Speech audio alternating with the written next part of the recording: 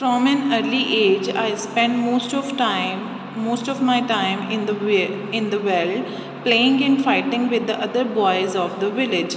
अब early as मतलब बचपन की शुरुआत में ही मैंने अपना जो ज़्यादातर समय था वो वेल में गुजारा था। वेल मतलब एक ओपन ग्रासलैंड होता है जहाँ खुला मैदान होता है। प्लेइंग एंड फाइटिंग, हम वहाँ पर खेलते थे, लड़ते थे। किसके साथ मैं लड़ता था? अदर बॉयज़ ऑफ विलेज के साथ, विलेज के और लड़कों के साथ।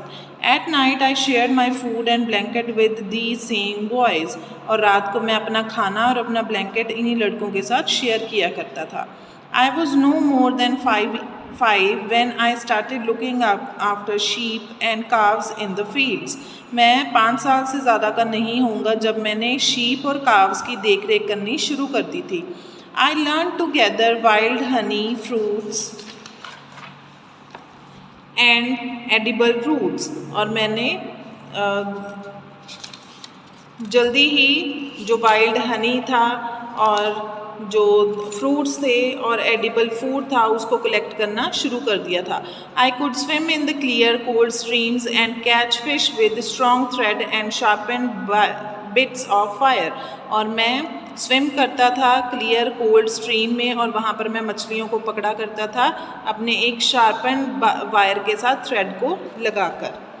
आई also learn to stick fight I learned to love the world, the open spaces, the simple beauties of nature, the clean line of the horizon. अब मैंने ये भी सीखा, मैंने स्टिक फाइट मतलब स्टिक्स के साथ जो फाइट होती है मैंने वो भी सीखी। मुझे अच्छा लगता था जब मैं ग्रासलैंड में जाकर, ओपन स्पेस में जाकर जो ब्यूटी है नेचर की उसको देखा करता था। क्लीन लाइन ऑफ हॉरिजॉन मतलब जब हम दूर देखते हैं तो आसमान और ज़मीन के बीच की जो लाइन होती है वो हमें जो दिखाई देती है, ठीक है, वो कह रहा है कि वो भी मुझे देखनी अच्छी लगती थी। As boys we were mostly left to ourselves. We played with toys that we made ourselves. अब जब हम लड़के थे तो हम अपना जो समय था वो अपने आप में बिताया करते थे। हम टॉयज़ मतलब खुद ही बनाकर उनके साथ खेलते थे। We made animals and birds out of clay. हम मिट्टी के साथ birds and animals बनाया करते थे। We made ox-drawn sledges out of tree branches. हम ox-drawn sledges मतलब जैसे गड्ढा होता है ऐसे वो छोटा सा ऐसे बनाकर ट्री के ब्रांचेस के साथ वो खेला करते थे। Nature was our play ground, और जो नेचर थी, जो कुदरत थी, वो हमारा प्ले ग्राउंड थी। We sat on flat stones and slide down the face of the large rock. हम एक बड़े से फ्लैट स्टोन पर बैठते थे और स्लाइड डाउन करते थे वहाँ पर, ठीक है। We did this until our backsides were so sore we could hardly sit down. अब हम ये तब तक किया करते थे जब तक हमारी जो बैक थी वो सूज नहीं जाया करती थी या वो दुखने नहीं शुरू हो जाया करती थी। I learned to ride atop calves after being thrown to the ground several times. One got the hang of it. अब मैंने काव्स के ऊपर बैठकर उनकी सवारी करनी भी सीख ली थी, जबकि मैं बहुत बार उसके ऊपर से गिर गया था, बट फाइनली मैंने वो सीख लिया था उसके ऊपर उसको बैठकर राइड करना। When Nelson Mandela grew up, he became the leader of the African people. जब नेल्सन मंडेला बड़े हुए तो वो अफ्रीकन जो लोग थे उनके वो लीडर बन गए। He was a loving man who made friends whenever he went. वो एक लविंग पर्सन थे, वो एक प्यारे पर्सन थे, वो जहाँ कहीं भी जाते थे वहाँ पर वो फ्रेंड्स बना लिया करते थे।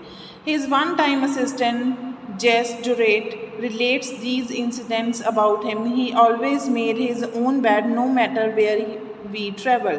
अब उनके जो असिस्टेंट थे, उनका एक जो असिस्टेंट था वो हमें इंसिडेंट्स के बारे में बताता है कि वो जहाँ कहीं पर भी जाते थे वो अपना बेड खुद ही बनाया करते थे, मतलब खुद ही चद्दर वगैरह बिछानी वो खुद ही ऐसे काम किया करते थे।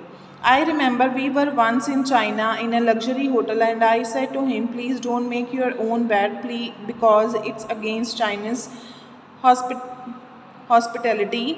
अब हम एक बार चाइना गए, वहाँ पर हम एक लग्जरी होटल में ठहरे। वहाँ पर मैंने उनको बोला कि आप अपना बेड खुद मत बनाइए क्योंकि ये चाइनीज़ जो वेलकमिंग बिहेवियर है उसके अगेंस्ट है।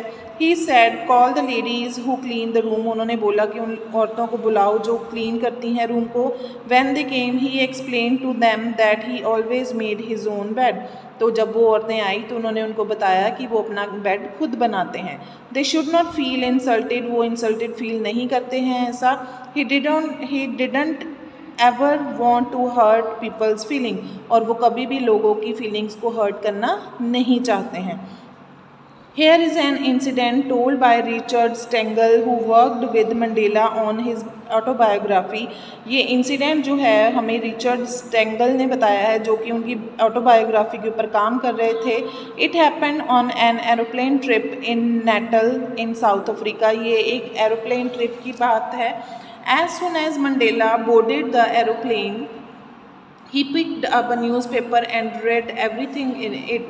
अब जैसे ही हम एरोप्लेन पर बैठे तो नेल्सन मंडेला ने न्यूज़पेपर उठाया और उसमें से हर चीज़ को पढ़ना शुरू कर दिया। I was sitting right across him, he pointed out of the window, मैं उनके पास ही बैठा था और उन्होंने विंडो से बाहर पॉइंटेड आउट किया। I saw to my horror that the propeller had stopped working, और मैं डर गया था उस चीज़ को देखकर कि जो प्रोपेलर था एरोप्लेन का वो चलना बंद हो गया था।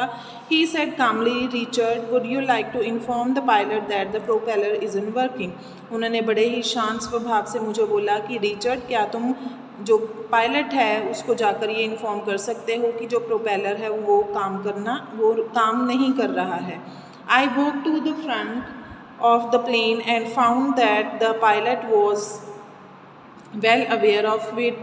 मैं फ्रंट प्लेन की फ्रंट साइड पर गया और मैंने देखा कि पायलट को पहले से ही पता था कि जो प्रोपेलर है वो काम नहीं कर रहा है। He asked me to go back to my seat and sit down, और उन्होंने मुझे अब मेरी सीट पर वापस जाने के लिए बोला और बैठने को बोला। They had called the airport and the ambulance were there, उन्होंने एयरपोर्ट पर कॉल किया और एम्बुलेंसेस वहाँ पर आ गई। I went back and told Mandela that, मैं वापस गया और मैंने मंडेला को सब कुछ ये बताया। He just listen and say yes, वो उन्होंने ये सुना और उन्होंने येस बोल दिया। The plane landed without any trouble, जो प्लेन था वो बिना किसी मुसीबत के उसने लैंड कर लिया। नेल्सन रिमेन्ड काम थ्रू आउट द ट्रिप, जो नेल्सन थे वो शांत रहे ड्यूरिंग उनकी ट्रिप के। He never change his expression, उन्होंने अपना एक्सप्रेशन जो था वो डरे नहीं, उनको घबराहट नहीं हुई, उन्होंने अपना जो फेस का एक्सप्रेशन था उसको चेंज नहीं किया।